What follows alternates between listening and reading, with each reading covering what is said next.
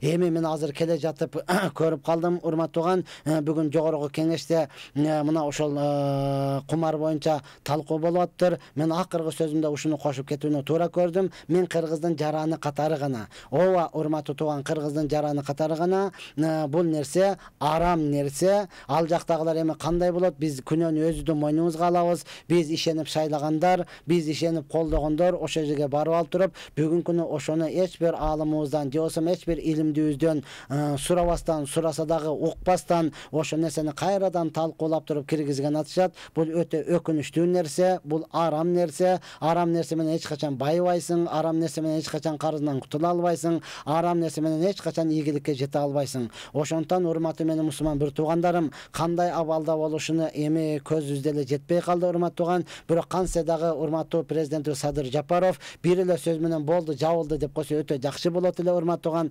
Анткени сөздөрдүн падышасы, падышалардын сөзү сөздөрдүн падышасы деп айтылат. Мен бир нерсени айта кетишим керек. Мен чынында эле 2005, 2007, 2010го чейин кыз ала качуу боюнча арам деп айтып келдим. Арам деген учурда, ал учурда аялдар эле мени жеп коеюн деген.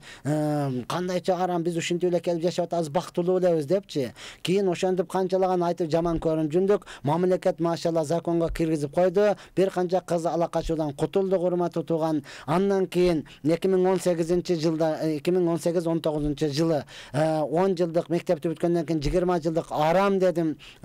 Анткени мен 1983-жылы туулганмын. 20-жылы 2020 жыл биздин 20 жылдык болчу. Ошонун алдын алып арам деп келдим. Ал боюнча сурак берип, канча жерге сурак берип, анан болду деп арам кутулдум. Бирок алхамдулилла, Аллах таала мүмкүнчүлүк берип, кандайдыр бир себептер менен 20 жылдыкты тоспой калдык. Ачыгын айтканда коронавирус келди дагы, 20 жылдык болбой калды. Бул нерседен мен кутулдум деп сүйүнөмүн, урматтууган. Андан кийин мен кайра дагы айтып келдим. Адам баласы өлгөндөн кийин 3 жылдык, 40-тык пайшембелик кылыштык, бул шариятта жок. Бул жетимдин акысы арам деп, өзүмдүн атам өлдү, ал нерсени бекем туруп элге кылбастан, бир тууган акем өлдү, ал нерсени элге кылбастан бекем турдум, урматтуу тууган. Машалла, мына быйыл президентибиз болду, ысрафка жол жок деп туруп, некна токтом кабыл кылып койду да, Кыргызстан боюнча бир канча жеңил болуп калды. Менин айтайын дегеним, ооба, менин сөзүм жетиши мүмкүн, жетпеши мүмкүн. Кантсе дагы Ибрахим алейхисаламды отко таштаганда чабалекей суу ташып ошону өлчүрөм деген сыяктуу гана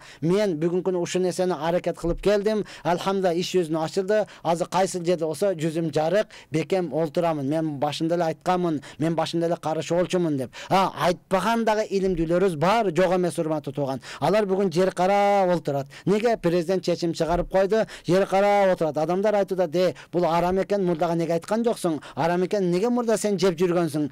Эмне дешини билбей турмат тууган. Дал мына ошол сыяктуу эле, мына кумар канадагы бул дагы арам. Ошондон президентибиз өзү терең ойлонуп туруп, жалпы мусулмандар кол көтөрүп дуа кылып, я Алла, бардыгынын жүрөгү сенин колуңда. Сен президенттин дагы жүрөгү сенин колуңда. Ошонун жүрөгүнө салгын деп туруп бардыгыбыз дуа кылайлы. Азыр бирөө сурап берди, тахажжуд кандай болот? Ошол окуп туруп дуа кылайлы, урматтууган. Депутаттардын жүрөгү бардыгы Аллахтын колунда. Дуа кылайлы, ушул нерсе кайрадан артка кайтып келсин. Ооба, бир-эки адам чыркырап жатат, урматтууган. Бул тарыхта кала турган нерсе. Мен Кыргыздын жараны катарында гана, ошондой эле элим, жерим, мамлекетим деген адамдардын катарында гана айтып атам. Бул бизге жакшылык алып келбейт. Канчалаган аталарыбыз мурда эле ыйлады, портерин алдырып койду, үйүн алып койду, машинасын алып койду, той балам үй бүлөсүнөн ажырап калды деген энелерибиз, аталарыбыз бар эле. Аларды эмне бат эле унутуп калдыкпы, урматтууган? Кече карантинде эле кандай ахвалда болдук, аларды унутуп калдыкпы, урматтуу тууган? Ошондуктан мен ошол биз шайлаган депутаттарыбыз дагы, ошол эле учурда чоңдорубуз дагы кантсе дагы кичине илимдүүлөрүбүздү угуп туруп, ошолордун дуасын алып,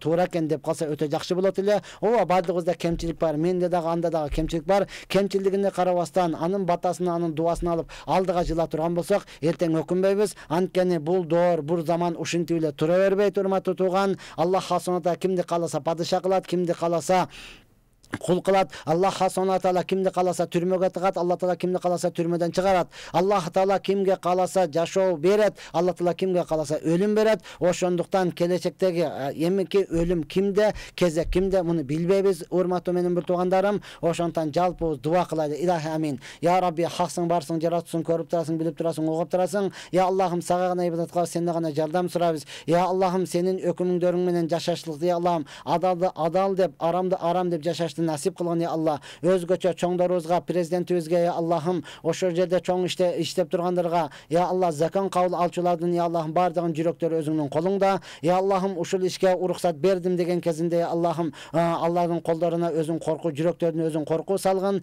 Ya Allah'ım ар бирөөсү законда дагы ошол шариятыңа ылайыктуу дегеле урматтаган Кур'ан хадиске карама каршы келбей турган закондарды кабыл алып туруп, элибиз, жерибиз, мамлекетибиз эсен-аман ya Allah'ım özüңдүн карамагында өркүндөп өсүп, ya Allah келечектеги жаштарыбыз илимдүү, алым, кары, муфти ошондой эле ya Allah'ım элине, жерине, мамлекетине күйгөн инсандар болушун насип кылгын. Ya Allah сурасаң беремин деген убадаң бар, өзүң бергин. Сурашты билбей жаткан болсок, Алла өзүң тарбия кылгын. Биз үстүнө алсызбыз, күчсүзбүз, муктажбыз, күнөөкөрбүз. Ya Allah'ım özүң кечиргин. Bir rahmetke ya Erhamer Rahimin.